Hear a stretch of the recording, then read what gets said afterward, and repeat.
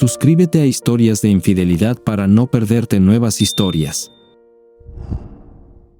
En 1873, 10 años después de la batalla de Gettysburg, el Congreso de los Estados Unidos autorizó y encargó que se colgara en el vestíbulo del Capitolio una pintura de ese momento crucial de la guerra civil.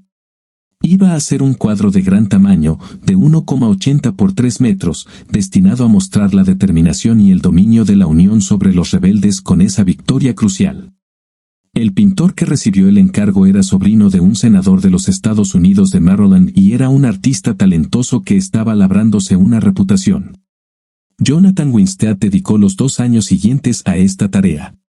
Visitó el lugar de la batalla y habló con muchos testigos presenciales.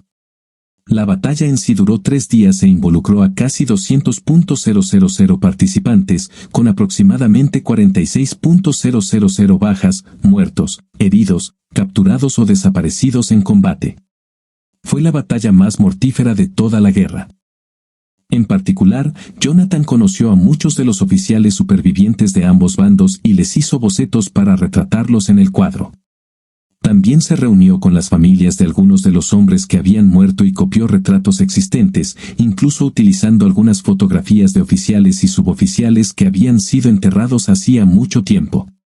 Cuando Jonathan terminó, su cuadro era una obra maestra que representaba el final de la carga de Pickett, el punto culminante de la Confederación, cuando un puñado de soldados confederados atravesó la línea de la Unión en el ángulo de Cemetery Ridge, antes de que llegaran los refuerzos de la Unión para hacerlos retroceder. La división del general Pickett fue diezmada, un término que originalmente significaba un castigo romano de matar a 1 de cada 10 soldados de una legión que había tenido un mal desempeño, como huir durante la batalla. Históricamente, los bandos perdedores en las batallas generalmente perdían alrededor del 10% de sus fuerzas, por lo que puso de relieve el hecho de que evitar el combate nunca fue realmente una opción. La división de Pickett, sin embargo, fue cortada a la mitad y arruinada como una fuerza de combate efectiva. Desafortunadamente para Jonathan Winstead, a pesar de la precisión y brillantez de su pintura, los vencedores del Congreso decidieron que no era el tipo de representación que querían y se negaron a aceptarla o a pagarle a Jonathan por su trabajo. En su opinión, no reflejaba con suficiente claridad la victoria de la Unión. Jonathan había desperdiciado 2 años de su vida. Para recuperar sus gastos, finalmente vendió la pintura a un caballero sureño al que no le preocupaban los malos recuerdos que cualquier representación de Gettysburg pudiera traer. La pintura pasó de generación en generación en la familia de Andrew Butler y ahora cuelga en la pared de las oficinas de abogados del centro de Mobo de Gathers, Brindle, Beaterbe y Butler. Esta oficina no estaba en la mejor zona de la ciudad. De hecho, ocupaba un almacén reformado de una sola planta cerca de los muelles de Mobo, un edificio que antes tenía grandes ventanas redondeadas, ahora todo tapiado. Toda la oficina era más bien una galería de arte, con el cuadro de la batalla de Gettysburg como joya de la corona. Había una oferta en curso del Congreso de los Estados Unidos para volver a comprar el cuadro, al precio que el propietario indicara, pero George Butler, el actual propietario, se negó a vender. Su riqueza personal y sus conexiones lo protegían de la presión federal. Su bufete de abogados era uno de los más ricos de Alabama y de todo el viejo sur, con abogados con licencia en Texas, Luisiana, Mississippi, Florida y Washington, D.C., por supuesto. El bufete también prosperó en el cabildeo, manejando asuntos relacionados con el gasto federal del sur, como los contratos navales estadounidenses en curso en Netton Shipbuilding en Pascagoula, Mississippi. La colección de arte privada no era exactamente un secreto. Todos los clientes más ricos de la firma la conocían y a veces la visitaban para admirar las pinturas, esculturas y antigüedades de tipo jarrón Min. Sin embargo, nunca se hizo pública y, desde el sencillo exterior de ladrillo rojo del edificio, nadie sospecharía que tesoros se ocultaban en su interior. Se instalaron discretas cámaras de vigilancia en las 4 esquinas del edificio. Solo había 2 entradas, una puerta principal y una puerta trasera de carga ligeramente más grande. Ambas estaban hechas de acero, con marcos de acero reforzado. Por la noche, 2 guardias armados patrullaban el interior, mientras que otros 2 patrullaban el exterior en coches. Teniendo en cuenta los precios actuales, casi demenciales, del mercado del arte, en este modesto local se guardaban obras de arte por un valor de al menos $80 millones. La seguridad privada podría haber parecido excesiva, pero como el robo de obras de arte es más bien un delito de nicho, el coste de la seguridad se compensaba con el bajo precio de los inmuebles. Durante las horas de trabajo, solo había un guardia armado en el lugar, pero los 4 socios tenían permiso para llevar armas y guardaban pistolas en sus escritorios. Todos sabían disparar, pues habían pasado toda su vida cazando a su manera elegante. Esto podría explicar por qué se tomó la decisión de que se tratara de un robo a mano armada a plena luz del día. Casi con toda seguridad había información privilegiada involucrada. Un hombre y una mujer, ambos vestidos con un excelente atuendo de negocios, entraron primero. La mujer atacó con una pistola eléctrica a la recepcionista antes de que pudiera activar la alarma silenciosa, mientras que el hombre ya había empezado a moverse hacia la sala de guardia, con su arma automática desenfundada. El guardia, que estaba mirando los monitores de la cámara exterior y el monitor del vestíbulo, ya había descartado a la pareja como inofensiva y no se dio cuenta de la descarga de la pistola eléctrica.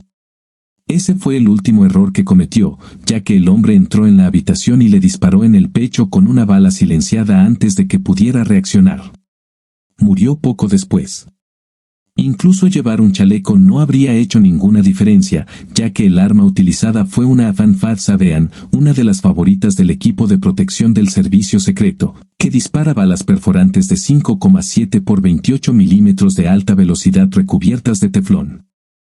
El hombre activó su dispositivo de comunicación encriptado 2 veces y 3 hombres de negocios más entraron por la puerta principal mientras un camión de paneles conducía por el estrecho callejón hacia la parte trasera del edificio. El plan era conducir a todos en silencio y rápidamente a una sala de conferencias, quitarles los teléfonos móviles, encerrarlos dentro y luego cargar piezas de arte seleccionadas en el camión a través del muelle de carga.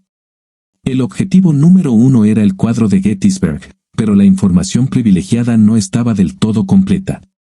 George Butler estaba en la oficina ese día, era el único socio presente y tenía un pequeño monitor tipo tableta que cambiaba de una cámara de seguridad a otra cada 2 segundos.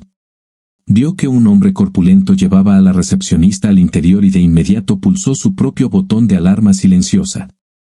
También llamó al 911 desde su teléfono móvil después de ver al menos a 3 hombres corpulentos y una mujer, todos ellos mostrando armas de combate cuerpo a cuerpo como carabinas HK o tal vez UMP. Sabiamente, decidió no sacar su propia pistola, sino que describió la escena al operador del 911 antes de colgar el teléfono y dejar la línea abierta. Apenas unos segundos después, la puerta de su oficina se abrió de golpe y levantó las manos lentamente mientras el hombre le hacía señas para que se pusiera de pie. Lo empujaron hacia la sala de conferencias más grande, donde realmente esperaba que toda su gente estuviera encerrada a salvo antes de que llegara la policía y comenzaran los disparos. Mientras tanto, era lunes y yo estaba de vuelta en el trabajo después de una semana de vacaciones muy divertida, pero emocionalmente agotadora. Todavía no podía entender del todo a Susan. Finalmente habíamos comenzado a comunicarnos de nuevo y ella ya no parecía completamente loca, sino más extraña que nunca. Lo que me había dicho y cómo había actuado me dejaron con mucho en qué pensar. Pero lo primero y más importante, sin embargo, era lo maravillosos que eran realmente mis hijos. Los había dado por sentado antes de la crisis de Susan y me había consternado que parecieran volverse en mi contra. Pero ahora, después de esta última semana, los apreciaba y los quería más que nunca. Ya no podía soportar la idea de estar separada de ellos durante mucho tiempo. En cambio, no estaba tan segura de Susan. Probablemente nunca podría volver a confiar en ella como antes y, para ser sincera, nunca había sentido ese amor loco y apasionado por ella que ella afirmaba haber sentido siempre por mí. ¿Debería sentirme culpable por eso? La amaba lo suficiente como para casarme con ella y siempre le había sido fiel, aunque me habían tentado algunas veces. El uniforme es un imán para algunas mujeres y yo recibí mi cuota de ofertas a lo largo de mi matrimonio, pero siempre las rechacé. Tal vez una posibilidad era renovar una relación más cercana, incluso íntima, con Susan, mientras me protegía emocionalmente, fingiendo un poco de amor por ella para el beneficio de todos, especialmente de los niños. Tal vez ese amor obsesivo al estilo Romeo y Julieta no sea todo lo bueno que parece. Estaba tratando de mantener una mente abierta mientras tomaba las cosas día a día. El lunes fue un día normal, ya que me volví a poner a trabajar. No había mucho que hacer y no vi a todo mi equipo, ya que algunos estaban de vacaciones o patrullando. Nuestra próxima reunión de entrenamiento y fisioterapia grupal no estaba programada hasta el miércoles a las 7 de la mañana. Ya había aprendido que, a partir de mayo, solo era sensato correr temprano por la mañana. La temperatura rara vez superaba los 92 grados Fahrenheit en verano en Mobo, pero la humedad casi nunca bajaba del 90%, lo que era brutal a menos que uno estuviera realmente aclimatado, y yo seguro que todavía no lo estaba. Frenchy, Karen y algunos otros sí lo estaban, pero aún así pensé que era prudente hacer ejercicio al aire libre solo a primera hora de la mañana. Esa noche, me fui a casa temprano, en realidad a tiempo, porque realmente quería ver cómo estaban los niños. Estaban de muy buen humor y me sorprendió que hubieran pasado la mayor parte del día haciendo otras cosas además de mirar televisión o jugar videojuegos. Habían pasado otro día entero al aire libre para todos ellos. Jenny y Carla habían preparado una cena excelente para todos nosotros y nos mantuvimos ocupados hablando. Kimberly fue aún más asombrosa, interactuó sin problemas con los adultos y todos los niños, incluidos Joy y K, mientras jugaban afuera hasta casi oscurecer. Eran las 10 cuando me di cuenta y todos se estaban yendo a la cama. No había llamado a Susan y ella tampoco me había llamado a mí, pero no pensé mucho en eso. Tal vez ya estaba dormida, pensé mientras mi propia cabeza tocaba la almohada. Mañana tenía otro día temprano, con un viaje de aproximadamente 30 minutos hasta mi estación. El martes por la mañana fue cuando todo se puso en marcha. Frenchy y yo René estaban en la sala de brigada conmigo, ocupándose de los papeles importantes y estando de guardia. Entonces llegó la llamada al 911, seguida de una alarma silenciosa de una empresa de seguridad privada. Los tres nos dirigimos al centro de mando de T-Mobile y llamé a todos mis hombres que no estaban ya ocupados con algo crítico para que se reunieran con nosotros a una cuadra de una oficina de abogados donde se estaba produciendo un robo a mano armada. En el camino, escuché la llamada, disparos, oficial caído y enviaron a los paramédicos. Se me heló el estómago. Esa es la llamada que ningún policía quiere oír.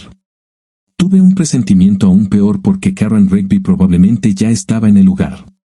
Estaba bastante seguro de que estaba patrullando esa zona y fue una de las primeras en responder a la llamada inicial al 911. Sin embargo, no había hablado con ella. Cuando llegamos y estacionamos, dejé a J para que reuniera a los demás y Frenchy y yo caminamos por la cuadra para echar un vistazo. Estaba bastante tranquilo, había varios autos de patrulla con luces intermitentes, pero ningún uniformado había entrado todavía. Esperaba que la puerta principal estuviera abierta, pero vimos que la puerta interior que conducía a las oficinas más allá del área de recepción estaba cerrada. Le pregunté al sargento uniformado si parecía que faltaba alguien y quién había hecho la llamada de disparos. Como temía, me respondió, Karen Rigby y el novato Jen Bass llegaron primero. Karen hizo la llamada desde su radio y luego se quedó en silencio. Maldita sea. Pensé que Karen se había comportado como una vagabunda en lugar de esperar refuerzos, especialmente cuando todos estábamos en camino, pero estaba bastante seguro de que tenía una buena razón. Ahora bien, yo era el oficial de mayor rango en el lugar y, aunque normalmente no decidiría entrar, estaba realmente preocupado por Karen y el silencio general.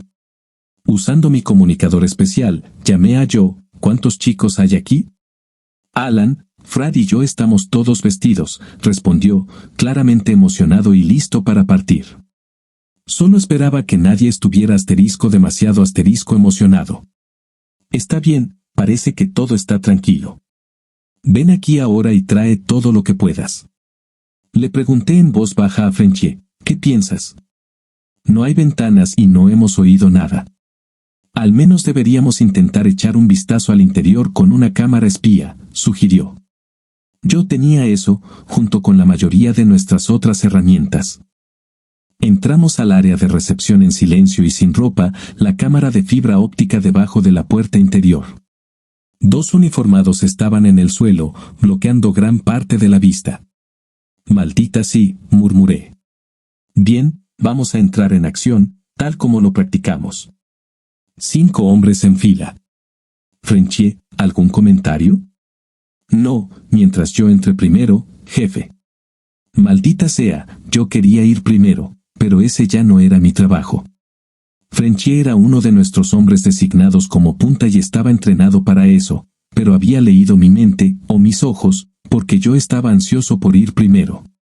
Aún así, él tenía razón y ambos lo sabíamos. «Está bien, yo soy el segundo, luego yo, Ali Fran». Todos, recuerden su rincón asignado y mantengan la calma, como si fuera un simulacro. «Estaremos listos cuando tú lo estés, Frenchy». «Fred tiene la puerta, ¿verdad?» «Sí», confirmó Fran. Abriría la puerta y sería el último en entrar. Frenchy se agazapó con su rifle HK-M5 apuntando hacia abajo, el seguro quitado y el dedo en el guardamonte, al igual que yo. Él miraría primero hacia adelante y hacia la derecha, y yo miraría hacia la izquierda. Yo estaría justo detrás de él. Yo cubriría su derecha mientras nos movíamos. Siguiendo a Frenchy, todo salió como se suponía que debía suceder. Los malos se habían ido. Karen y Jem habían recibido graves disparos. Parecía que les habían disparado balas de ametralladora y al menos uno de ellos estaba cargado con balas para matar policías, tal vez unas de 5,7 por 28 milímetros recubiertas de teflón y puntiagudas. Pero los dos estaban vivos, al menos por ahora. Sentí ganas de llorar cuando miré a Karen, sabiendo lo que le esperaba incluso si sobrevivía. Sin embargo, recé para que no muriera. Me estaba enojando, preguntándome qué diablos estaba pasando. ¿Por qué todo ese poder de fuego para una oficina de abogados? Las unidades de homicidios y robos ahora estaban muy interesadas en resolver esto y atrapar a los sinvergüenzas que habían matado al menos a una persona en este robo y tal vez también a 2 policías. Mantuve a todos mis hombres juntos y preparados, por si acaso la orden de búsqueda y captura revelaba algo en las próximas 2 horas. Sin embargo, eso dependería de pura suerte, ya que no era probable que estos profesionales cometieran errores. George Butler siguió disculpándose, seguro de haber avisado a los ladrones cuando su gente volcó la mesa de conferencias y se escondió detrás de ella. Una vez que todos estuvieron encerrados en esa habitación, se podía ver a través de la pared de cristal, y fue entonces cuando 2 de los ladrones se posicionaron para tender una emboscada a los primeros intervinientes que aparecieran. Antes de que terminaran, Karen y Jem no tuvieron ninguna oportunidad, y yo todavía no sabía por qué habían decidido entrar antes de que llegaran otros refuerzos. Butler también nos informó del valor de los objetos robados, al menos $50 millones para las personas adecuadas. Esa era una clave, por supuesto. No eran $50 millones en efectivo o bonos al portador o incluso oro o joyas. Alguien, sin duda muy rico, quería uno o más de esos cuadros, y tal vez alguien más se había enterado de ello y había decidido poner el cuadro a la venta, después de todo. Butler nos aseguró que no estaba dispuesto a desprenderse voluntariamente de ese cuadro de Gettysburg, y todo lo que quedaba todavía valía $30 o $40 millones, incluso. No me disgustaba ni envidiaba especialmente a los superricos y sus excentricidades hasta que las consecuencias afectaron a otras personas, como ahora. Después de 2 horas, hice que todos se retiraran y volvieran a sus tareas asignadas. Envié a Joe de vuelta a la sala de la brigada, y Frenchy y yo nos dirigimos al hospital en autos separados para ver cómo estaba Karen, su familia y, sin duda, su prometido. Cuando sonó mi teléfono celular, era un código de área de St. Louis que no reconocí. «¿Hola?» «John Thornton», preguntó una voz femenina. «Sí, hablando». «Hola, te llamo Rachel Horowitz. No sé si Susan me mencionó a mí o a mi nombre, pero ahora mismo soy su psiquiatra». «Oh, doctora Rachel». «Sí, ella la mencionó, así que sí». «Oiga, esto es difícil para mí y hay cuestiones de confidencialidad del paciente que debo considerar aquí, pero me veo obligada a tomar una decisión sin conocerla personalmente, basándome únicamente en los elocuentes términos de respeto que Susan siempre muestra hacia usted. Por favor, doctor, en este momento me están sucediendo algunas cosas muy importantes en el trabajo y no tengo tiempo para andar con rodeos. Muy bien, señor Thornton, allá vamos. Anoche, Susan sufrió una agresión íntima, pero quiero asegurarle que ni siquiera lo consideró una cita. Fue solo una cena con un hombre mucho más joven que ella consideraba un amigo casual que acababa de conocer el domingo en la playa. Hubo algunas pastillas de por medio. Está angustiada en muchos sentidos y por muchas razones. Incluso tenía miedo de denunciar este crimen a la policía porque estaba segura de que usted lo descubriría y pensaría lo peor de ella. Tuve que convencerla esta mañana para que recibiera atención médica de emergencia y he hablado con el médico de urgencias. También he pasado un par de horas hablando con ella. Urgencias ha documentado la agresión y ha comenzado a preparar un botiquín, pero Susan todavía tiene miedo de hablar con la policía al respecto. Usted y yo sabemos que el hombre podría salirse con la suya de todos modos, dado este entorno de mi historia contra la suya. En este momento, por encima de todo, Susan no necesita estar sola y lejos de su familia. ¿Hay algo que pueda hacer al respecto? Maldita sea, odiaba esto de todos modos, pero el momento era realmente una porquería. La gran pregunta para mí era, ¿Susan se está volviendo loca otra vez, volviendo a mentir también? Tal vez. ¿Cómo podría creer algo de lo que dice? Doctor, ella puede venir a quedarse conmigo y con sus hijos ahora mismo. Eso ya estaba arreglado, pero es ella la que está dudando y ha decidido tomarse un par de días más en la playa antes de tomar una decisión final sobre el asunto. Probablemente no tenga que contarle, dada toda nuestra historia, todas las preguntas que tengo en el fondo y en el frente de mi cerebro en este momento. Lo sé, señor Thornton. Sería genial para Susan estar con su familia, pero trate de ser lo más amable posible con ella. Está muy alterada en este momento y necesita tomar Valium nuevamente, tal vez durante una semana, pero tengo la esperanza de que eso pueda terminar pronto. También estaré disponible para hablar con ella todos los días durante los próximos días. ¿Sabe conducir? Probablemente podría, pero no te lo recomiendo. ¿Hay alguna manera de que puedas ir a buscarla? Está bien, puedo solucionarlo, pero ella tiene que querer quedarse con nosotros. La llamaré. Tendré que decirle que hablamos. Eso estará bien. Además, ¿conoces algún detalle sobre el hombre involucrado? Sí. Susan dijo que le había dicho que se llamaba Sam O'Donnell y que supuestamente era hijo de un senador de Alabama. Su familia es adinerada y de mucho dinero. Estaba de vacaciones solo en Gulf Shores. Eso es todo lo que ella parece saber. Está bien. Voy a iniciar algunas investigaciones extraoficiales sobre este tipo en el Departamento de Policía del Condado de Orange. Supongo que debería llamar a Susan.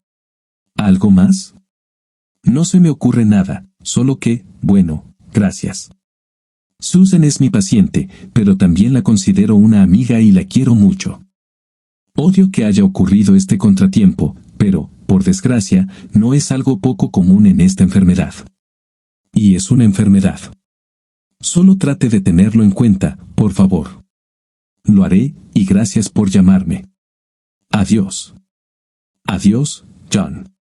Todavía faltaban unos 10 minutos para el hospital y quería pensarlo un momento, pero temía que cuanto más pospusiera llamar a Susan, menos ganas tendría de llamarla.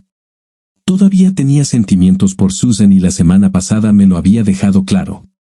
También significaba que todavía podía hacerme daño emocionalmente y odiaba la sensación de miedo y debilidad que esta realidad creaba. Al diablo con eso. Hola, dijo con una voz muy pequeña y asustada. Susan, acabo de hablar por teléfono con la doctora Rachel. Me contó más o menos lo que te pasó. ¿Estás bien? Intenté mantener un tono de voz neutral pero amigable. Ion, cariño, siento mucho que haya pasado esto. La oí llorar un poco. Susan, no tienes nada por lo que disculparte, ¿de acuerdo? Ahora, por favor, deja de llorar y vamos a traerte aquí. ¿Dónde estás ahora? Estoy de nuevo en mi apartamento y la puerta está cerrada, pero tengo un poco de miedo. Vendría a buscarte enseguida, pero ahora mismo la situación es bastante grave. Karen Rigby y otro policía recibieron disparos esta mañana y voy de camino al hospital. Escucha, voy a llamar a Jenny para ver si podemos hacer arreglos para que vengas lo antes posible, ¿de acuerdo? No te desanimes y llámame si necesitas algo. Además, llama al 911 si crees que ocurre algo sospechoso fuera de tu apartamento. ¿Me lo prometes? Sí, lo haré, John. Pero odio ser una molestia. No sirvo para nada. Eres lo suficientemente buena, Susan. Eres lo suficientemente buena para ser la madre de 4 hijos maravillosos, y fuiste y eres lo suficientemente buena para ser mi esposa. No lo olvides, ¿de acuerdo?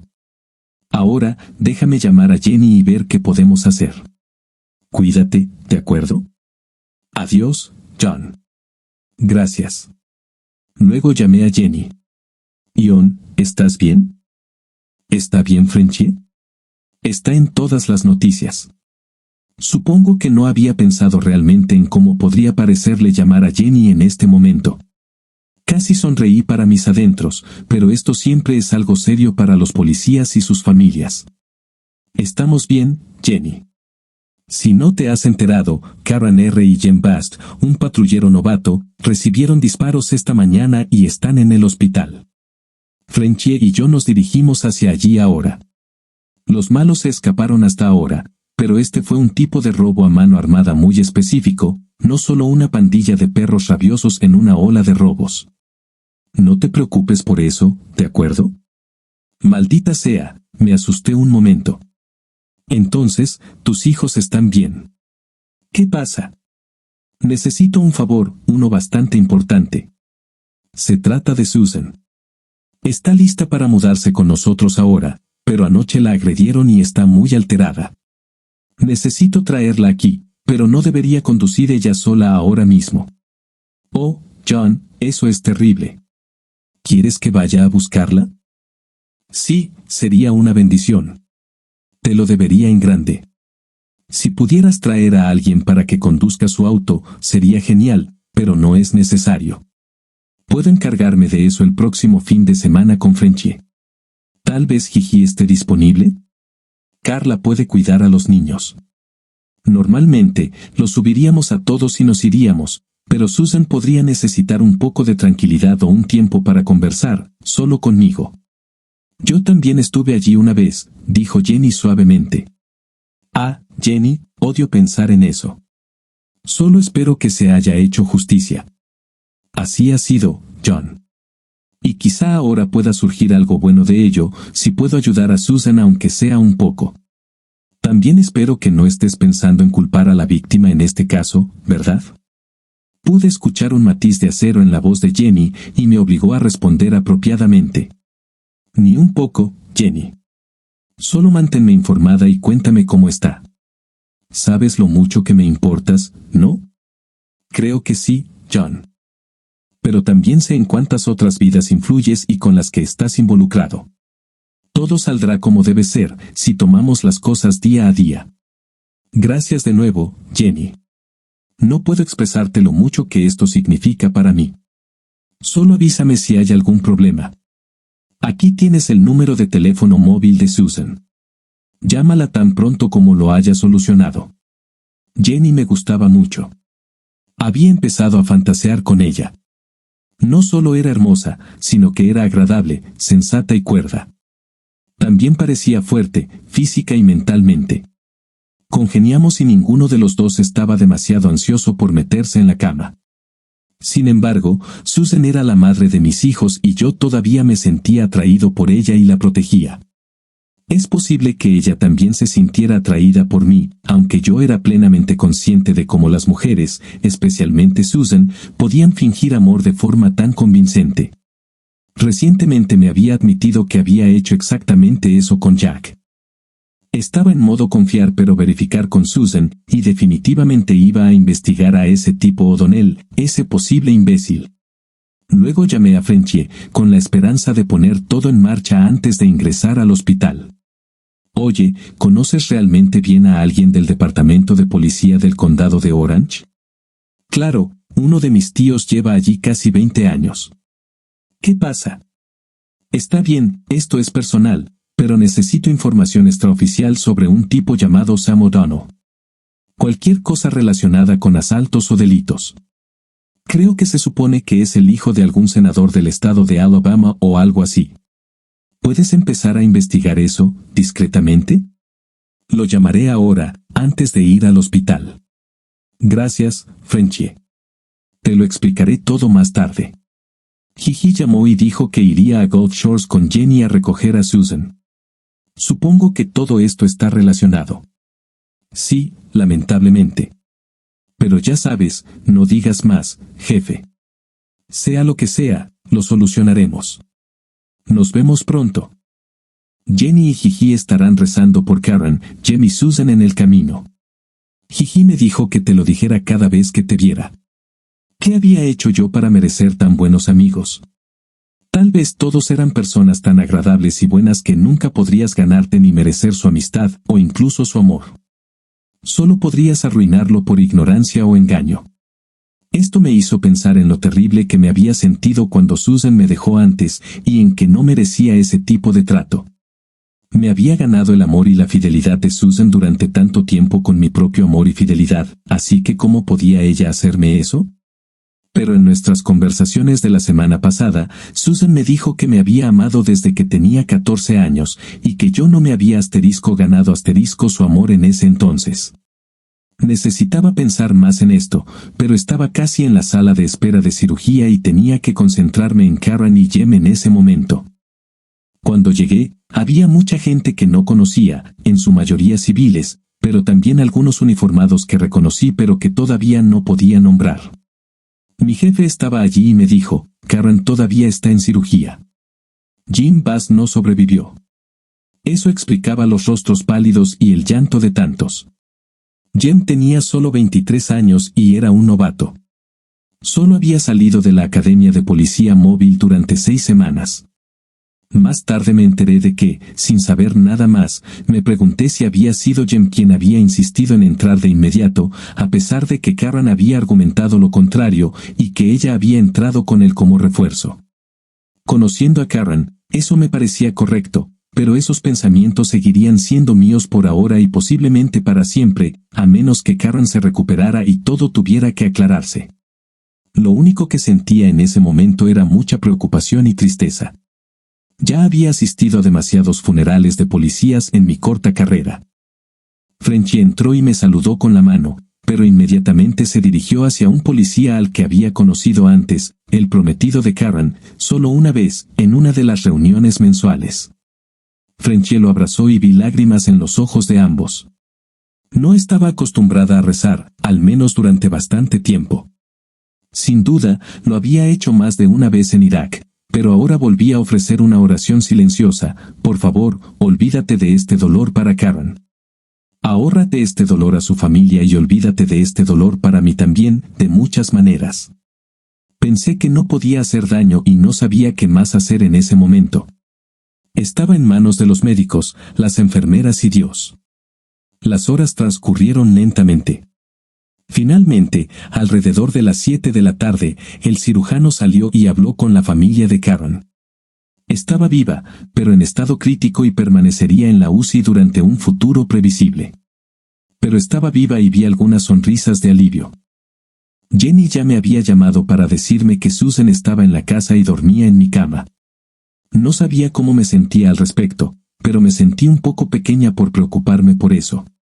Volví a llamar a Jenny a su teléfono celular y le conté las buenas noticias sobre Karen y que Frenchie y yo nos íbamos a casa, ya que Gigi todavía estaba allí también. Dijo que estaban guardando las sobras de la cena calientes para nosotros. Estaba bastante cansado por el estrés emocional de todo el día. Mi adrenalina se había disparado con nuestra entrada en lo que creíamos que era una situación candente, y preocuparme por Karen, Jem y Susan no ayudó. También había recibido otra llamada de un número de St. Louis esa tarde, alrededor de las 4 de la tarde. Era de un muy buen amigo mío en la oficina del fiscal del distrito. Jack Carter había cumplido su condena y había sido liberado de su prisión de mínima seguridad. Estaba en libertad condicional, y se suponía que un oficial de libertad condicional lo vigilaría durante otros 6 meses. Como me habían amenazado, con la lógica suposición de que Jack lo había hecho, esta fue una llamada de cortesía para avisarme. Se habría hecho otra llamada a Susan, si Susan hubiera dejado su información de contacto en la oficina del fiscal del distrito, cosa que yo no sabía y ahora esperaba que no hubiera hecho. Yo me encargaría de decirle esto a Susan. Tal vez no significara nada, y tal vez Jack hubiera aprendido la lección. Tal vez. Mientras tanto, Susan, martes por la mañana, estaba muy triste y deprimida, incluso después de la visita a urgencias y de 1 hora de hablar con la doctora Rachel. Mi mente daba vueltas, aunque había tomado un Valium. No podía entender qué había hecho para que ese joven tan agradable, Sam O'Donnell, me hiciera las cosas que me había hecho. Debió haber sido culpa mía y supongo que todavía estaba tan loca que no podía verlo. No quería pasar ninguna noche con él. No creía que le estuviera dando ese tipo de señales. Ninguna de nuestras conversaciones fue siquiera coqueta. No fue como esas locuras que había sentido por Jack, usándolo para obtener éxtasis y, con suerte, arreglar mi tristeza cada vez más profunda el año pasado. Ni siquiera quería tomar ese éxtasis anoche, pero fue casi como un hábito reflejo. Debía haber actuado de manera muy loca con el éxtasis, y es por eso que Sam hizo lo que hizo. No merecía a John, eso es seguro. No merecía a mis hijos. Pero aún así quería recuperar a John, a mis hijos y a mi familia. Y cada vez que llegaba a ese punto en mi bucle infinito de pensamientos, me ponía a llorar. John llamó y no parecía enfadado. Me aferré a su voz como a un salvavidas y apenas me di cuenta cuando dijo que Karen Rigby, una de los miembros de su equipo y una jovencita agradable que había conocido en la fiesta de la familia Jenny, había recibido un disparo. Después de colgar, me pregunté si John también había estado en peligro. Me habría derrumbado por completo si no hubiera sido por el Valium que hizo efecto en ese momento. Jenny me llamó y me dijo que vendría a buscarme. Me sentí triste y aliviada al mismo tiempo. Mi vieja relación de atracción-repulsión estaba sucediendo con Jenny. Estaba tan celosa de ella porque, en el fondo, sentía que Jenny sería mejor para JN de lo que yo podría ser jamás, tal vez incluso mejor para mis hijos. Pero, a pesar de eso, mi corazón todavía quería lo que quería, no entregar a John a nadie más. Al mismo tiempo, sabía que Jenny era una buena persona y no podía llegar a sentirme realmente antipática con ella. Suspiro. Esperé nerviosa a Jenny y recogí todo rápidamente. Demasiado para un par de días de relax en la playa. Jenny y Gigi llegaron poco después. Debí haberme quedado dormida, el ibuprofeno de prescripción médica que estaba tomando para los moretones y el dolor me estaba dando sueño. No estaba segura de si Sam había usado protección, así que también me habían recetado un antibiótico de amplio espectro para tomar durante los siguientes 7 días como precaución. También me dijeron que evitara la intimidad sin protección durante 2 semanas, hasta que se confirmara que estaba limpia. De todos modos, no era probable que pasara ninguna noche. Aún así, la semana pasada, había sentido un pequeño destello de deseo por JN. Apreciaba la intimidad que habíamos compartido, incluso si mis propios deseos no siempre se cumplían. Quería compartir esos momentos con JN y con nadie más. Cuando llegaron Jenny y Gigi, me abrazaron como hermanas cariñosas, tal vez como deberían comportarse las verdaderas hermanas, a diferencia de mi propia hermana, Janice. Quería quedarme callada, tal vez dormir, durante el viaje de regreso de 1 hora, pero escuché a Jenny y Gigi hablando de algunos momentos de peligro que habían tenido por una llamada telefónica mientras Gigi conducía mi BMW. Murmuré, no puedo entender qué hice para que Sam actuara de esa manera. Jenny le dijo a Gigi que la llamaría y luego se volvió hacia mí. Cariño, no has hecho nada. No fue tu culpa. Algunos hombres son malos con las mujeres y también patean a los perros. Créeme, lo sé. Una vez estuve casada con uno. Cuando éramos novios y nos casamos, era la cosa más dulce. Yo también pensaba que era el más lindo, 1,80 m, ojos azules, pelo rubio oscuro, barbilla prominente, dientes brillantes e incluso hoyuelos. Pero todo era una actuación. Estaba podrido por dentro. Trató de guardárselo, pero al final no pudo. Me golpeó y me atacó más de una vez. Si no hubiera desaparecido, lo iba a matar, si Frenchie no lo hacía primero. Supongo que finalmente se dio cuenta de eso. Lo único que quiero es intentar recuperar mi matrimonio con JN, respondí. No me interesa salir con nadie más ni salir con nadie más, punto. Y este chico, Sam, parecía tan agradable y amistoso, hasta que dejó de serlo. Simplemente no parece correcto. Siento que de alguna manera tengo que ser yo. ¿Por qué yo? Jenny se quedó callada unos segundos. JN me contó un poco sobre ti y tus problemas. Estás viendo a un psiquiatra, ¿no?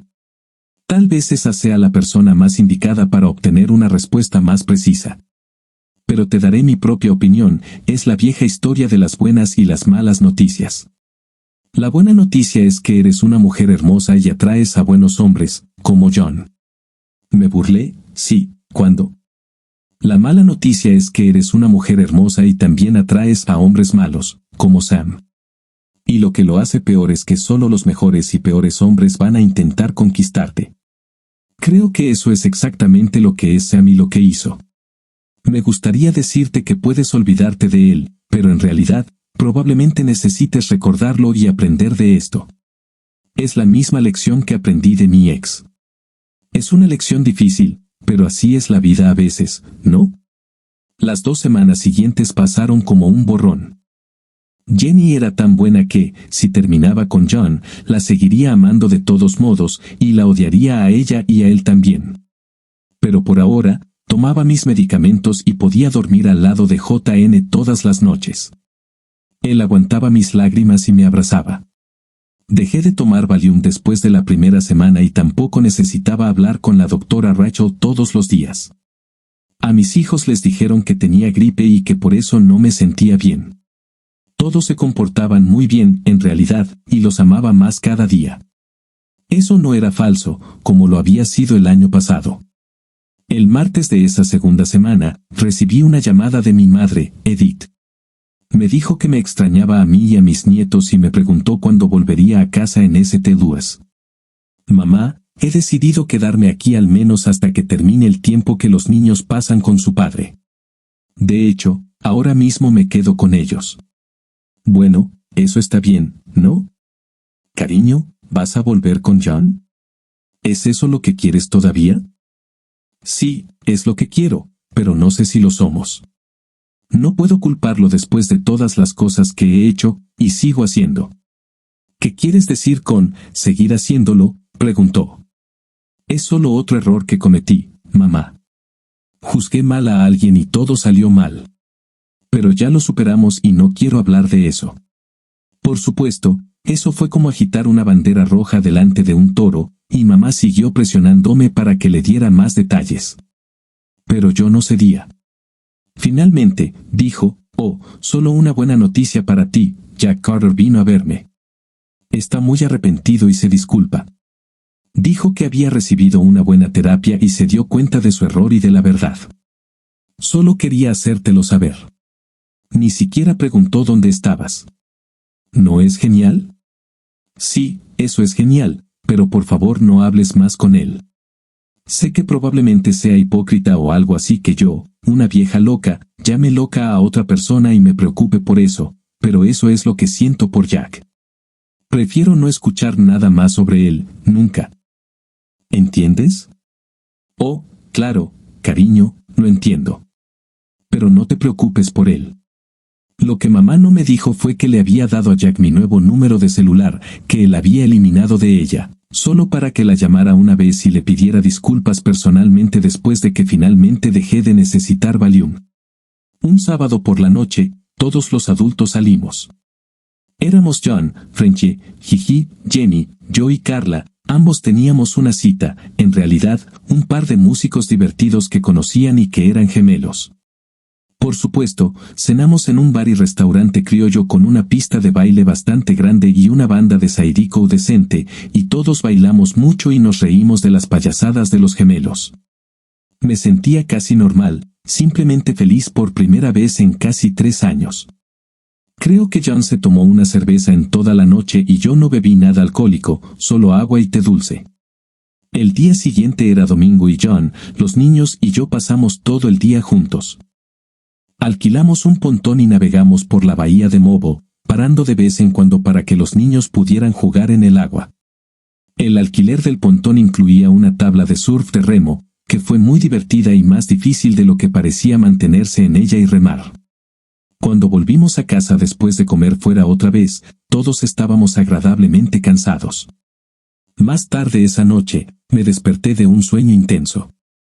Solo una vez, en mis días universitarios más alocados, había estado soñando con eso cuando todo se transformó en una de las primeras veces que recordaba haber hecho el amor con John, tan intensa que me despertó. La doctora Rachel me había dicho que mi cuerpo eventualmente se adaptaría a los medicamentos y mi libido regresaría, y supongo que simplemente lo hizo. Mientras tanto, era lunes, 2 semanas después del asesinato o robo en el despacho de abogados, cuando recibí una llamada extraña. Estaba de muy buen humor hoy, tanto que la gente que me rodeaba me miraba fijamente. Lo que quería preguntarles era totalmente inesperado. Era simplemente nuestra nueva rutina normal de ir a la cama. La abracé y ya no lloraba, y estábamos tan cansados de nuestro día en la bahía que ambos nos quedamos dormidos bastante rápido. Luego me despertó en mitad de la noche de la mejor manera posible y también me volvió a dormir de inmediato. Me sentía bastante bien cuando recibí la llamada. George Butler me pidió que fuera a su oficina para una reunión sobre el robo. ¿Quieres que traiga a los detectives encargados de homicidios y robos?, pregunté. No, por ahora solo tú. También es algo personal y tengo algunos videos e informes de mi jefe de seguridad e investigaciones para repasar contigo. Está bien, las cosas están bastante tranquilas ahora. ¿Te parece bien ahora? Sí, te estaremos esperando. Gracias. Interesante, pensé. Me pregunté de qué se trataba todo ese asunto personal. Las últimas 2 semanas habían pasado bastante rápido. Karen todavía estaba viva, gracias a Dios, y había salido de la UCI después de 8 días. Había perdido el vaso, que fue lo que casi la mató, pérdida extrema de sangre interna y shock acompañante. También tenía un pulmón perforado y la clavícula destrozada, la lesión menos mortal.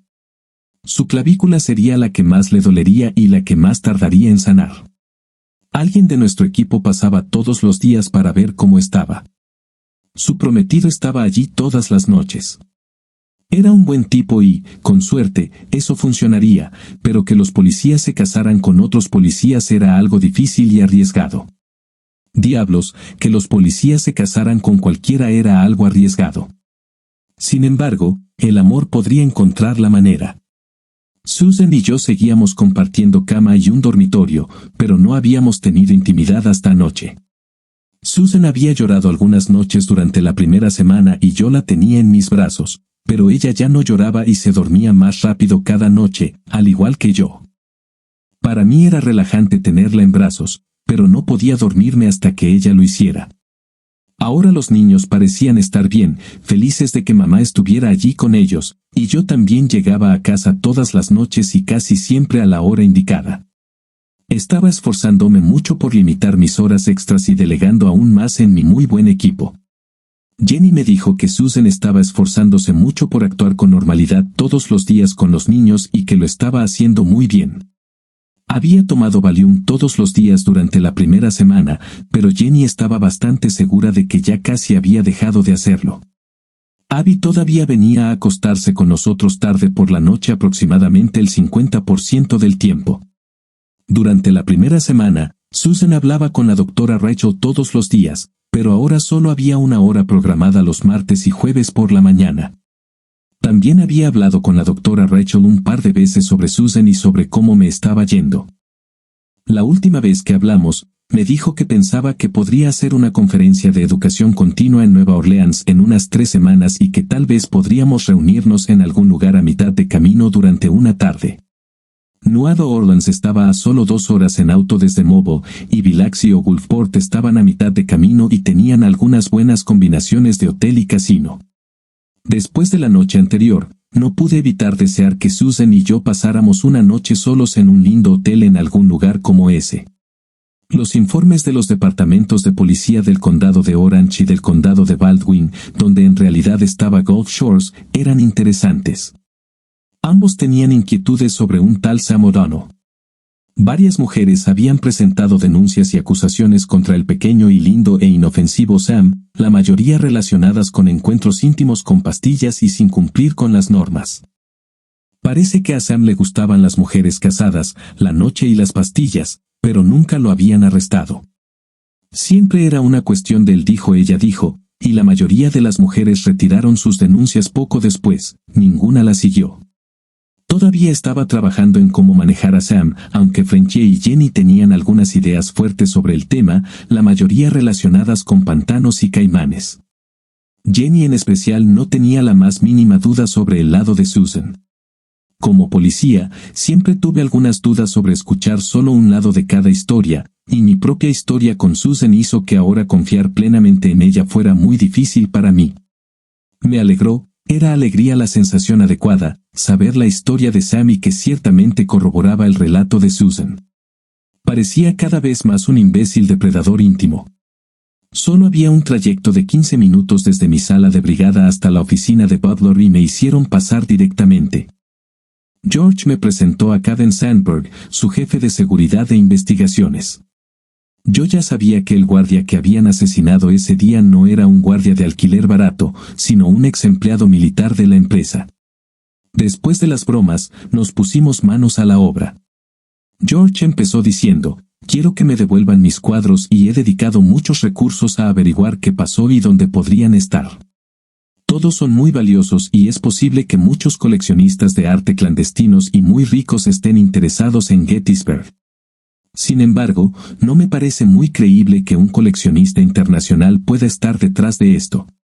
Todavía hay demasiado arte europeo coleccionado y escondido por los nazis que está oficialmente desaparecido pero que está disponible para su adquisición por el precio adecuado.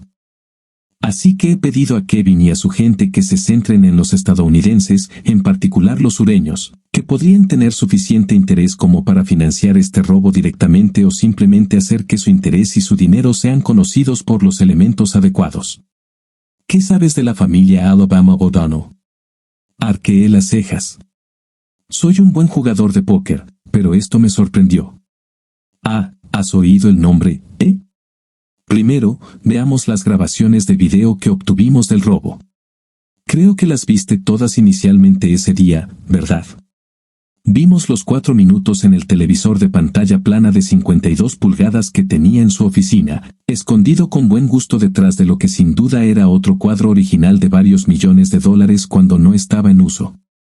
El robo completo duró solo 6 minutos, y el tiroteo de Karen y Jem ocurrió durante los últimos 30 segundos. Si solo hubieran esperado otros 30 segundos, es posible que no les hubieran disparado, o tal vez les hubieran disparado de todos modos, mientras la camioneta sin distintivo se alejaba con 10 cuadros y todos los bolsos dentro. Una cámara exterior captó justo cuando la camioneta doblaba en una esquina una cuadra más adelante cuando, 10 segundos después, llegaron otros 2 autos de la policía de Mobile con las luces y las sirenas a todo volumen. Maldita sea. El tiempo puede no ser todo en la vida, pero seguro que a veces parece así. George dijo, una vez más, mis condolencias por la muerte del oficial Bast y las graves heridas del oficial R.I.D. No puedo hacer nada para repararlo, pero he hecho algunos arreglos financieros para ayudar a ambas familias. Había oído algunos rumores de que llegaría ayuda financiera anónima. Lo agradecí, si era cierto, y también entendí por qué debería permanecer anónimo, muchas razones. He oído algunos rumores. Gracias por eso. No diré nada más al respecto. George y Kevin se miraron, y sentí que tal vez había pasado alguna prueba. ¿Te fijaste en las armas que usaban los agresores?, preguntó Kevin. Sí, Parece que ambos tenían FNP-90 totalmente automáticas, un arma realmente desagradable diseñada para disparar proyectiles perforantes como los Magnum .22 con esteroides, y mucho más letales. Había visto a algunas fuerzas especiales austríacas en Irak que las llevaban. Sí, no son armas muy conocidas aquí en los Estados Unidos. Solo unas pocas unidades SWAT de la ciudad las usan, y Houston es una de ellas. Hice que algunos de mis investigadores hicieran algunas averiguaciones informales. Resulta que un par de oficiales del SWAT de Houston abandonaron la ciudad de repente y bajo un poco de sospecha, y se llevaron sus P95.7 con ellos. Aquí están sus fotos. Los P95.7 usaban el mismo cartucho de 5.7 por 28 milímetros y los mostró en la pantalla. Me parecieron un par de operadores del SWAT totalmente estadounidenses. Luego Caven dijo, veamos algunos videos del robo y detengamos la acción, y los pasó en otra ventana mientras reducía el tamaño de las fotos policiales. Estoy bastante seguro de que estos dos tipos son así, dijo Kevin, usando un puntero láser para señalarlos. Todos llevaban disfraces sutiles, como vello facial falso, pelucas, gafas falsas e incluso maquillaje. Kevin continuó, tenemos algunos contactos en puestos muy altos de seguridad nacional y comparamos todas las mejores fotos faciales que teníamos con su base de datos de reconocimiento facial. Estos dos policías de Houston tenían una probabilidad mínima, tal vez solo del 90%, pero ahora creemos que son ellos y seguimos adelante con esa suposición. George continuó, pensábamos que se irían del país con su botín lo antes posible. Es posible que lo hayan hecho, pero nuestras investigaciones en curso nos llevan a creer que todavía podrían estar en algún lugar aquí en Mobile o en el sur de Alabama. No es que no crea que ustedes, la policía de Mobile y el Departamento de Investigación del Estado de Alabama, no sean capaces, pero pensamos que podrían haber abandonado el país rápidamente. Kevin y su equipo tienen contactos prácticamente en todo el mundo. ¿En serio? ¿En todo el mundo?, pregunté. Sí, no somos el bufete de abogados más grande del país ni siquiera del sur, pero definitivamente somos de primera línea y trabajamos principalmente con individuos muy ricos y ahora con corporaciones multinacionales. El libre comercio y la globalización nos han obligado a ampliar nuestra división de seguridad e investigación de manera adecuada. Fascinante. ¿Pero qué tiene que ver todo esto conmigo personalmente? Eso nos lleva de nuevo a los O'Donnell. Estamos investigando a John Fitzpatrick O'Donnell subrepticiamente como posible comprador de Gettysburg. Sé que ha codiciado ese cuadro durante mucho tiempo, uno de sus antepasados fue un capitán confederado muerto en el Ángel y está representado con bastante claridad en el cuadro. John fue una vez uno de mis amigos más cercanos y ha visto el cuadro muchas veces, pero hemos tenido una pelea, por negocios, por litigios y por mi esposa, bueno, ahora mi ex esposa. La señora JFO la sedujo mientras estábamos casados, y sospecho que lo hizo solo para fastidiarme porque no le vendí ese cuadro. ¿Qué podía decir? Yo ya había pasado por eso y me habían hecho lo mismo, así que no dije nada. Continuó, estamos escuchando algunas de las cosas que está diciendo, tal vez con métodos que no son estrictamente admisibles en un tribunal. ¿Entiendes? ¿Te importa? En realidad no. Ambos somos funcionarios del tribunal y estoy seguro de que sabes lo que haces. Ese sería el 11º mandamiento, no dejarse atrapar. Hemos oído que se ha mencionado tu nombre y también el de una tal Susan Thornton, la hermana de tu esposa, mi ex esposa, que ahora comparte casa conmigo en Mobile. De todos modos, quizás conoces al hijo de John, Sam O'Donnell. Realmente no me gustó hacia donde parecía dirigirse esto. Sí, he oído el nombre. Los O'Donnell, con sus oficiales de operaciones especiales, realmente creen que son los Canary del Sur. Al igual que esos idiotas de Boston, los hombres O'Donnell tienen una cierta actitud arrogante hacia las mujeres y las esposas de otros hombres, para ellos es solo un deporte. La palabra misógino no comienza a describirlos. Sí, todos parecen tener un cierto encanto irlandés, pero también hay una vena muy oscura, mezquina e incluso sádica, así como el poder que viene con una riqueza sustancial. Si bien no están en esa amplia categoría. ¿Estás hablando de una venganza personal o realmente crees que este personaje de JFO está detrás de todo esto? Tuve que preguntar. Kevin respondió, créame, todos hemos pensado eso y hemos tratado de ser objetivos al respecto. Tenemos muchas otras investigaciones en marcha, pero esta sigue mostrando coincidencias, junto con algunas cosas curiosas e inconsistencias que realmente no podemos compartir con usted ahora porque explicar su importancia llevaría demasiado tiempo. George dijo, queríamos tener esta reunión por dos razones. Si obtenemos información sobre una casa de seguridad o un escondite por aquí, queremos que su equipo SWAT haga el desmantelamiento. Eso es lo legal y lo correcto, y estoy seguro de que su equipo es tan bueno o mejor que el que yo podría reunir de todos modos. En segundo lugar, sabía que Sam O'Donnell parece estar desaparecido. No, en realidad no lo sabía. Así que no tenía que preocuparme por mentir en ninguna historia. No había oído eso. Sam es el chico rubio de J y uno de sus padres, y aparentemente también un Don Juan. Se considera a sí mismo como un querido padre. Hemos oído a John hablar de que Susan Thornton fue una de las últimas conquistas de Sam antes de que Sam desapareciera del radar. Los propios investigadores de John le informaron que Susan se está quedando contigo en... Déjame ver, la casa de Janine François en North Mobile, ¿verdad? ¿Qué demonios?, exclamé. En efecto. Puede que quieran hablar con Susan, puede que quieran hablar contigo. Puede que no sea estrictamente legal o agradable. Diablos, el hijo de un traficante de pastillas agredió a mi exmujer y ella no lo denunció a la policía local, pero yo me enteré y comencé a hacer algunas averiguaciones extraoficiales sobre Sam O'Donnell. Tal vez se enteró y decidió mudarse a otro lugar y mantener un perfil bajo durante un tiempo. Pero si algún otro imbécil aparece y comienza a molestarnos a Susan o a mí, bueno, tu preocupación está justificada. Desafortunadamente, de eso se trata esta reunión informativa.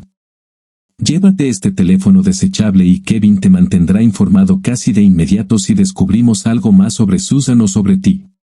Solo es una precaución, es lo mejor que puedo hacer ahora mismo. Me disculpo de verdad por la mancha que algunos, como los O'Donnell, representan para la nobleza sureña. Habían caído en la basura blanca de los paletos hasta la prohibición, de ahí provenía su nueva riqueza inicial, el ron que se traficaba desde Cuba a través de la bahía de Mobo. Mierda, más malas noticias para Susan, y Jenny también tenía que saberlo. Frenchie y yo tendríamos que pensar en algo sobre tener algunos hombres de confianza cerca todos los días cuando no pudiéramos estar allí. JFO sonaba como uno de esos ricos imbéciles del tipo regla de oro, del tipo que dice que la fuerza hace el derecho, donde los que tienen el oro hacen las reglas. Esto podría ser serio. Podía verlo suceder de muchas maneras que podrían ser difíciles de contrarrestar. Los detectives pagados del condado de Baldwin podrían aparecer y pedirle a Susan que los acompañara de regreso a Gulf Shores para interrogarlo sobre las acusaciones de mala conducta íntima o la desaparición de Sam, y luego simplemente entregarla a los matones de O'Donnell. Si los matones aparecían, ella podría desaparecer. Esa podría ser la única manera de enviarle un mensaje a O'Donnell. Tal vez necesitaba mantener a Butler de mi lado, ya que una gran riqueza podía contrarrestar una riqueza no tan grande, pero Butler aparentemente tenía la desventaja de tener cierta ética, si no moral, y su propia imagen de caballero sureño. Aparentemente, no se había vengado de O'Donnell por robarle a su esposa, o tal vez Butler se llevó la mejor parte de ese trato de todos modos. Ciertamente parecía más interesado en recuperar sus pinturas que a su ex esposa. O tal vez Sam simplemente reapareciera y eso terminaría con todo esto. Le expliqué todo esto a Frenchie y justo había llegado a este último pensamiento cuando Frenchie dijo, «Ups». «Ups». ¿Qué significa eso?, pregunté. Johnny, no creo que Sam vuelva a aparecer». «¿Y por qué dices eso?», pregunté con un poco de miedo. Bueno, algunos de los muchachos y yo estábamos hablando de eso el fin de semana pasado cuando salimos a pescar ranas y a beber, todo el asunto de Susan y luego de Jenny, y decidimos encontrarnos con este Sam O'Donnell y hablar con él. En primer lugar, sabía que la pesca de ranas era un eufemismo para referirse a la caza furtiva ilegal de caimanes, pero toda la población de caimanes de la costa del Golfo era tan grande que los caimanes eran simplemente una molestia peligrosa en la mayoría de las áreas. Una pequeña disminución de esas masas no hizo daño a nadie en absoluto, excepto a toda la multitud de chiflados antihumanos de Earth First.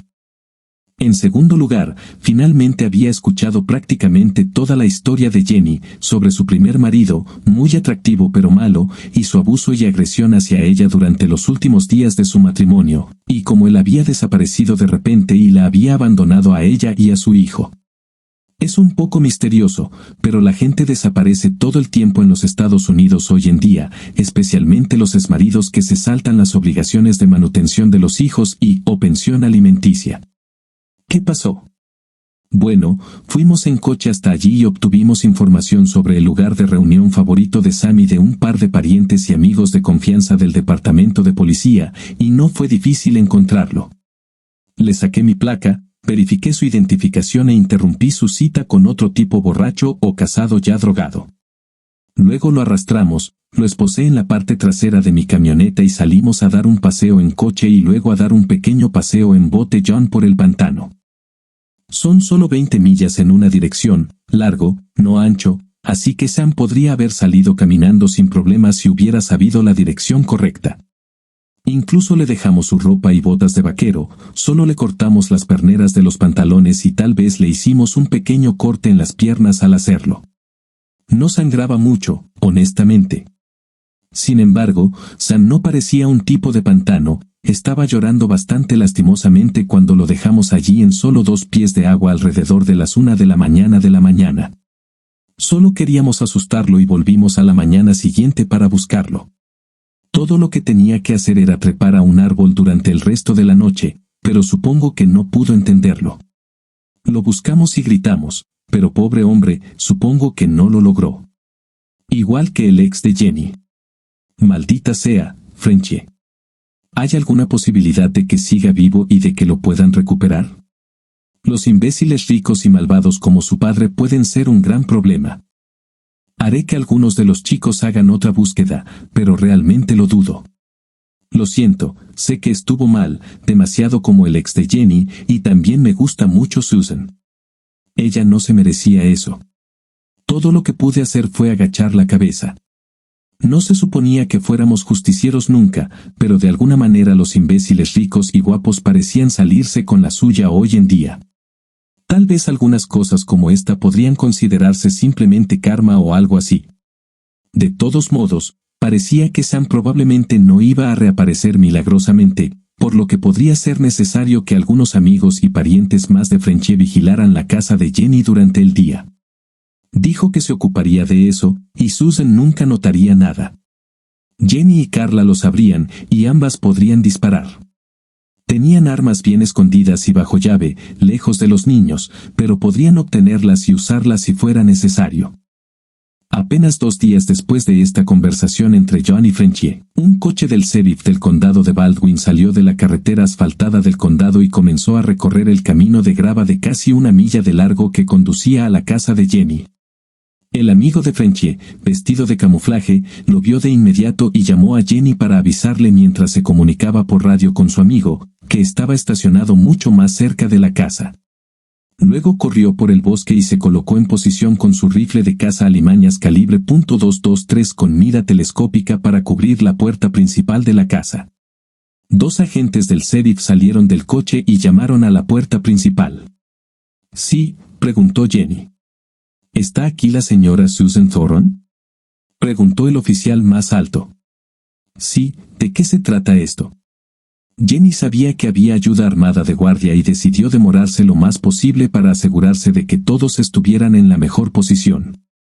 «Solo necesitamos hacerle algunas preguntas». «Por favor, ¿podemos entrar?». «No, espera aquí, que yo iré a buscarla». «Serán solo unos minutos». Jenny cerró la puerta y le dijo a Carla que fuera a buscar a su mejor amiga y también a Susan y que se asegurara de que todos los niños estuvieran arriba. Jenny abrió entonces un pequeño armario de escobas y sacó a su mejor amigo, un Remington Allen 66 semiautomático calibre 22 cargado. Casi parecía una pistola de aire comprimido o de perdigones con su culata de plástico, pero era un rifle muy preciso y fiable. Los cazadores del Ártico, especialmente los nativos americanos, preferían este rifle por su munición barata y su impermeabilidad al frío y la humedad. Cargado con munición de punta hueca long rifle calibre 22, este rifle podía matar incluso a osos polares con un disparo a la cabeza a corta distancia, así como a focas, morsas e incluso a algún que otro alce. Susan no sabía las posibles amenazas a las que se enfrentaba y actuaba con total normalidad. Carla tenía un revólver Magnum 357 medio escondido, pero Susan no se dio cuenta de eso ni del rifle .22 que Jenny había apoyado contra la pared justo dentro de la puerta. Solo un par de policías quieren hacerte algunas preguntas, le dijo Jenny a Susan, lo que no la molestó en absoluto ya que ella estaba rodeada de buenos policías todo el tiempo. Jenny abrió la puerta y Susan salió a hablar.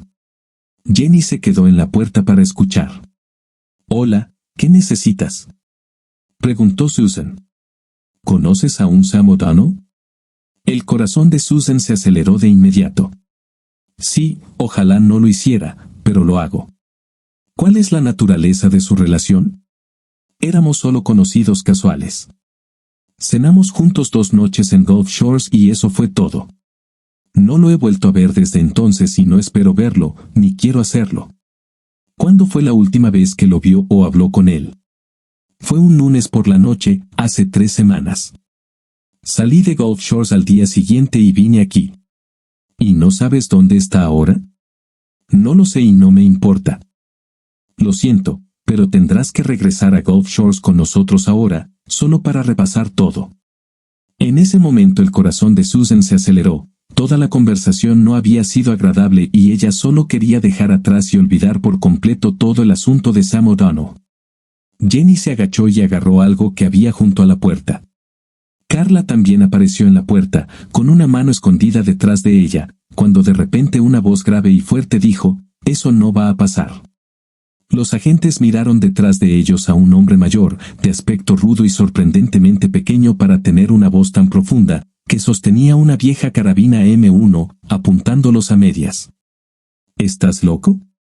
¿Amenazas a la policía con esa pistola de juguete? Esta cosa nunca se me ha atascado y puede disparar 15 tiros en 5 segundos. ¿Quieres verlo? No se preocupen, no es de mí de quien tienen que preocuparse, sino de la mira .223 que tienen sobre sus cabezas ahora mismo». En ese momento los policías se pusieron todos con miradas inquietas y mirando a su alrededor. «Está bien, imbéciles. Volveremos con refuerzos». «No, no lo creo, idiotas. Su marido es un teniente del SWAT de la policía de Mobile, ¿lo sabían? Si regresan aquí, desaparecerán y eso será todo. Piensen en eso mientras se van de aquí ahora mismo. Piensen también en cuántos tipos tenemos aquí que nunca verán, y tampoco oirán el disparo que los mate». Jenny agarró a Susan y la arrastró hacia el interior de la casa. Ninguna de las dos mostró sus armas, pero tampoco se echaron atrás. A los agentes les resultaría difícil presentar denuncias formales o cargos contra personas a las que pudieran identificar. Tuvieron mucho en qué pensar durante el viaje de regreso y decidieron que no volverían allí, por mucho que los O'Donnell les ofrecieran. Conocían los riesgos que implicaba enfrentarse a otros policías fuera de su propia jurisdicción y, en especial, a policías inmorales como ellos. No tenían idea de si el esposo de Susan era como ellos, pero ciertamente parecía que podría serlo, y tampoco les gustaba meterse con familias cajún numerosas. Susan estaba casi al borde de las lágrimas después de que los agentes se marcharan y quería saber qué demonios estaba pasando. Jenny tuvo que ponerla al corriente en ese momento y le contó todos los detalles básicos, incluido lo preocupado que estaba John por ella y los arreglos que se habían hecho para la protección de todos. Por supuesto, no mencionó cuál probablemente había sido el destino de Sam. ¿El karma es un? Por favor, intenta no pensar ni preocuparte demasiado por esto. Probablemente esto sea todo lo que sucederá, y John te pondrá al corriente esta noche de todo lo que sabe, estoy segura. Una semana después, me desperté en una cama enorme en un dormitorio grande y de aspecto rústico, tal vez una cabaña de madera. Había un cuadro enorme de alguna antigua batalla colgado en la pared. Estaba muy confuso y no podía recordar exactamente cómo había llegado hasta allí ni dónde estaba aquí. También me dolía un poco la cabeza. ¿Era de alguna manera, el viaje con John para ver a Rachel a solas? Habíamos hablado de ello, pero no podía recordarlo. Entonces un hombre extraño, mayor y sin nada que yo nunca había visto, entró y me sonrió. Sus rasgos faciales me parecieron vagamente familiares. Me miró y sonrió con aire autoritario mientras yo me tapaba con las sábanas para cubrirme sin ropa, lista para otra ronda. Mientras tanto, John, el martes antes de que Susan se despertara en la cama extraña, recibió una llamada en su otro teléfono celular, el que George Butler le había dado. «Hola. Escucha, perdón por el aviso tardío, pero parece que 2 agentes del sheriff del condado de Baldwin han sido enviados a recoger a tu ex esposa hoy o tal vez mañana. Algunas de nuestras propias grabaciones no son en tiempo real y simplemente obtuvimos las grabaciones y las revisamos». Era Kevin Sandberg y no estaba dando nombres y decidí hacer lo mismo. Supongo que todos estaban un poco paranoicos ahora que alguien podría estar escuchando, aparte de la NSA, por supuesto, lo cual era un hecho. Pero haríamos que fuera lo más difícil posible para ellos averiguar cualquier detalle si la minería de datos genérica resaltaba esta llamada por alguna razón. ¿Algo más de interés? Sí, definitivamente es quien pensábamos que podría ser, y es hora de otra reunión en nuestra casa mañana por la mañana. Tal vez. Bien, a las 10:30. Me pasaré por allí. Genial, nos vemos entonces. Espero que no sea un problema con tu ex. Yo también. Adiós. Luego llamé a Jenny para avisarle. Está bien, John. Vinieron y hablaron con Susan sobre Sam y querían llevarla de regreso a Gulf Shores, pero todos los convencimos de que no lo hicieran. No creo que regresen, pero Susan está bastante molesta y deberías contarle lo que está pasando esta noche. Ah, Jenny, gracias de nuevo por todo lo que has hecho. Me siento mal por haberte puesto a ti y a tu familia en peligro.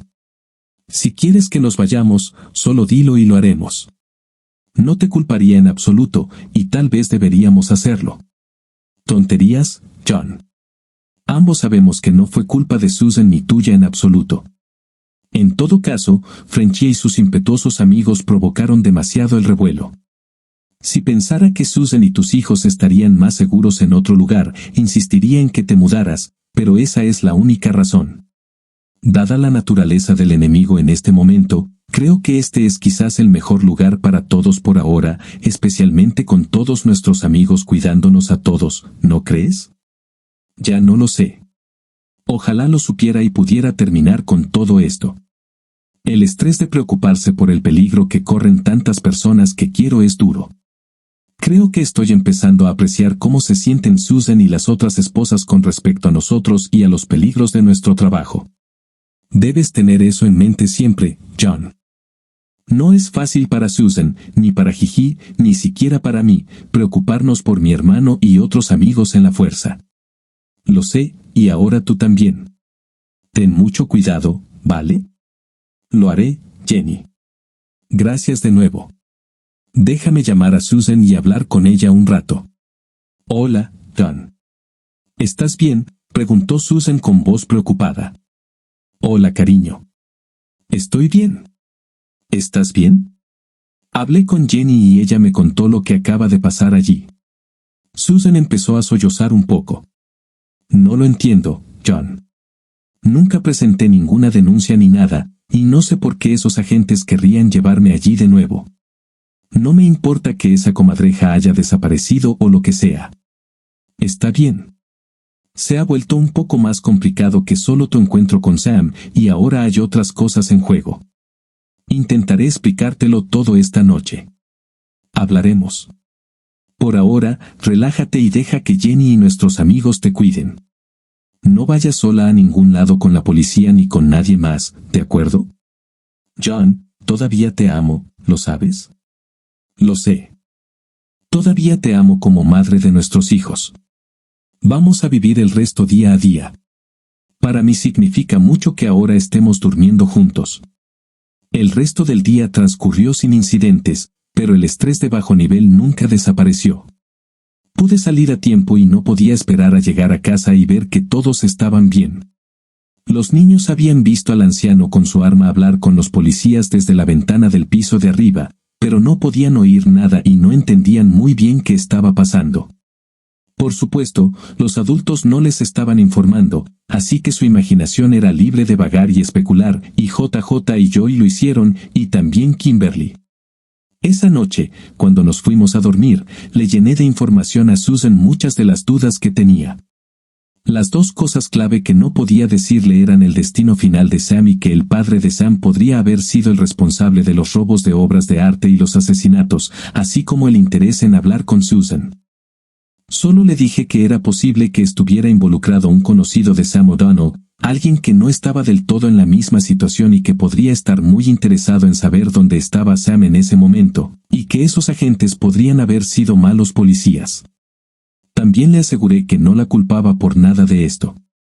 En ese momento, la culpa era, en última instancia, de Sam y de otras personas malas, no de Susan.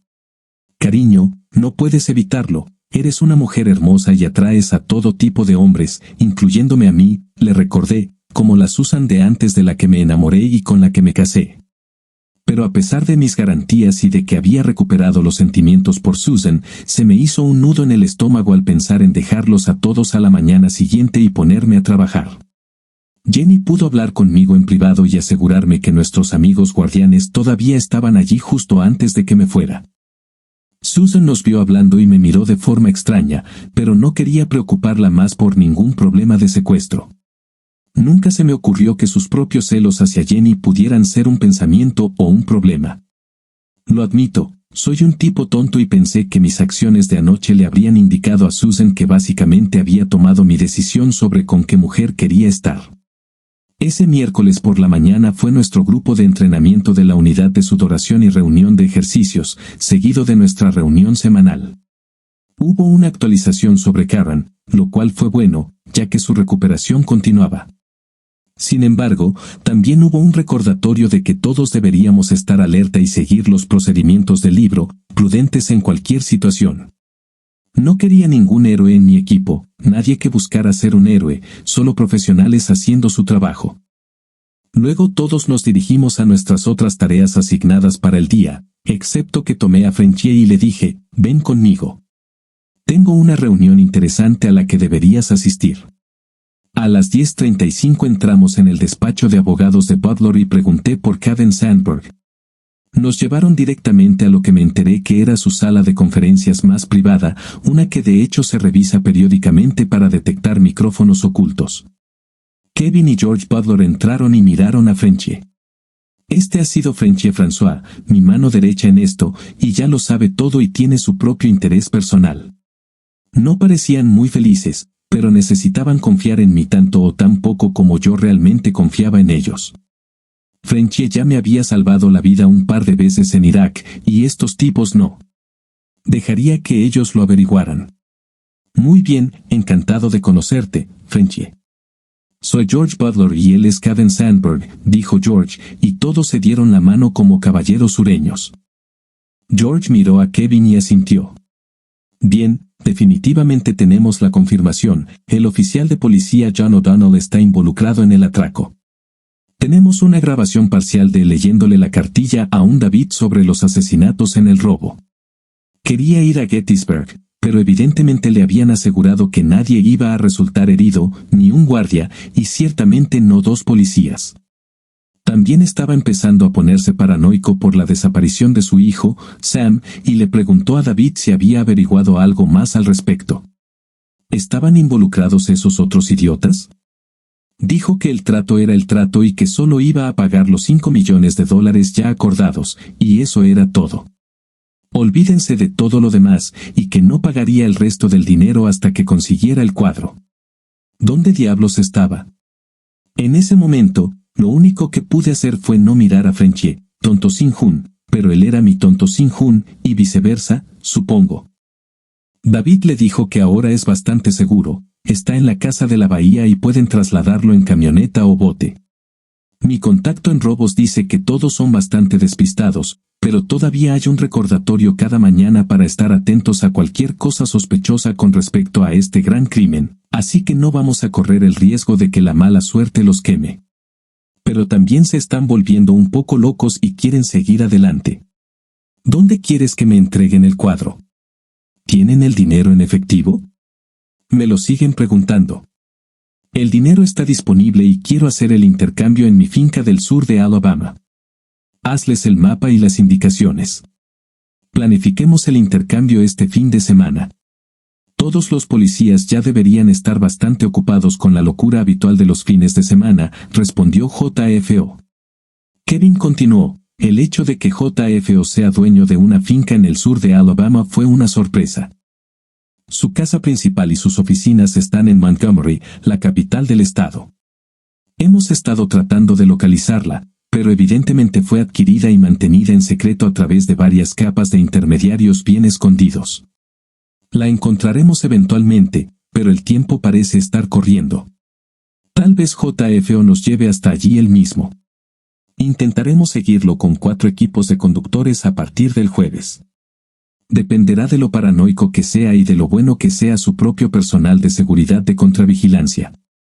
Si conduce hasta allí en lugar de volar, si la finca es lo suficientemente grande, podría tener su propia pista de aterrizaje para aviones pequeños o podría llegar en helicóptero. ¿Cuál es entonces el objetivo final? Si lo encuentran a él y al cuadro juntos, ¿qué pasa si está fuera de nuestra jurisdicción? ¿Van a llamar a la policía local? Siendo realistas, ¿cuáles son las probabilidades de que JFO enfrente consecuencias legales dada su propia riqueza y sus contactos políticos? Son todas muy buenas preguntas, John. Supongo que la respuesta sincera es que no lo sé en este momento. Tendremos que esperar y ver si los atrapamos a todos juntos. Pero recuerda también que tengo más riqueza y tal vez más contactos políticos que él. Si lo atrapamos con las manos en la masa, pagará, tal vez no la cárcel, pero le costará mucho dinero y estatus mantenerse fuera de la cárcel y su propia carrera política estará acabada. Puedo prometértelo. El resto del día no pasó gran cosa. Llegué a casa a tiempo y todos estaban de muy buen humor, como siempre. Hasta Susan estaba mucho más relajada y se había recuperado muy rápido de su casi secuestro. Empecé a pensar que mis hijos nunca querrían dejar Mobile y a todos sus nuevos mejores amigos para siempre. Daba miedo ver cuántas personas vivían juntas en esa misma casa y cuán pocos conflictos o discusiones parecían ocurrir. El carácter chino que significa problema es un pequeño pictograma que muestra a 2 mujeres bajo un mismo techo, pero en este caso había 3 mujeres y una niña de 13 años viviendo bajo un mismo techo y aparentemente llevándose muy bien. Supongo que debería simplemente dar gracias por mis bendiciones. Al día siguiente, recibí otra críptica llamada telefónica de Kevin, lo hemos perdido. Ha desaparecido. O bien ha encontrado todos nuestros errores o está usando alguna tecnología antierrores que es realmente buena. Los ojos que tenemos a su alrededor no lo han visto en absoluto hoy, así que no lo seguiremos de cerca a partir de mañana. Te avisaré si vuelve a aparecer. Maldita sea. Aún quedaban muchas preguntas sin respuesta. Butler quería recuperar sus cuadros y yo quería a la persona que mató al guardia y a Jen Bast y también le disparó a Karen. Pero lo que más me preocupaba era que la JFO quisiera secuestrar e interrogar a Susan sobre la desaparición de su hijo Sam. Llamé a Frenchie para informarle y le sugerí que alertara a nuestros amigos que vigilaban la casa de Jenny, más vale prevenir que curar. También estaba considerando la posibilidad de realizar un pequeño ejercicio de entrenamiento sobre vigilancia encubierta de algunos de los barrios de la bahía. Una cosa que aprendí en los 2 entrenamientos fue que los barcos anclados no servían realmente para la vigilancia, se destacaban como pulgares doloridos. Los barcos que se movían rápidamente encajaban perfectamente. La respuesta eran técnicas de inserción a alta velocidad, luego nadar de forma encubierta hasta la orilla y vigilar desde allí. Había literalmente miles de casas en un radio de 16 kilómetros de la bahía al sur de la ciudad de Mobile, probablemente donde estaba la casa de seguridad, pero se necesitaría mucha suerte para encontrar la casa en particular que se estaba utilizando en ese momento. Aún así, Tal vez podríamos forzar un poco de acción si no estuviéramos completamente cubiertos en nuestro entrenamiento. El departamento de policía de Mobile aún no tenía ningún UAV de observación, pero me preguntaba por la gente de Butler, así que llamé a Kevin y le pregunté, ¿tienes acceso a algún dron? ¿Algo lo suficientemente grande como para ser realmente útil? En Estados Unidos también es prácticamente ilegal volar en avión por parte de particulares. Sí, lo sé. Estoy planeando algunos ejercicios de entrenamiento cerca de la costa de la bahía al sur de Mobile el viernes por la noche. Seremos muy visibles mientras cubramos todo el territorio que podamos. Sería bueno tener algunos ojos en el cielo para ver si algún pájaro nervioso se levanta a partir del anochecer, tal vez. No me gusta interferir en la relajación del viernes por la noche de mis muchachos, pero creo que es hora de un entrenamiento de emergencia. Está bien, avísame si no sucede por algún motivo. Quizás pueda encontrar algo por mi parte. Estaba bastante seguro de que su algo sería similar a la óptica de Predator, incluida la tecnología infrarroja para poca luz. Buscaríamos 5 o 6 cuerpos que salieran rápidamente de una casa en una camioneta o camión lo suficientemente grande como para contener ese cuadro de 6 por 10 pies, no enrollado. JFO lo querría lo más prístino posible, sin duda. El viernes por la noche, no hubo demasiadas quejas por parte de mi equipo en la sesión de entrenamiento general. El teniente Michael Manning, a cargo de la División Marina del Departamento de Policía Móvil, dijo que sus hombres estaban bien, así como los 3 barcos patrulleros. Se desplegaron 2 barcos de 6 pies con 2 motores fueraborda de 200 HP cada uno. Tenía a mis 2 equipos de francotiradores con miras nocturnas en 2 de los barcos, con nuestros 2 nadadores de inserción de alta velocidad certificados en el tercer barco. Ese barco haría pases de 25 millas por hora entre 50 y 100 yardas de la costa para las inserciones. Los nadadores nadarían lo más eficientemente posible, luego mirarían a su alrededor con su propio equipo de visión nocturna durante 10 minutos antes de llamar por radio para que los recogieran. El barco se acercaría entonces a la distancia de espera con los focos encendidos, y nuestros hombres volverían a abordar, luego nos dirigiríamos a otro lugar y haríamos todo de nuevo. Puede que nuestros nadadores estuvieran bastante cansados al final del ejercicio, que duraría unas 3 horas, pero estaban en muy buena forma y orgullosos de ello.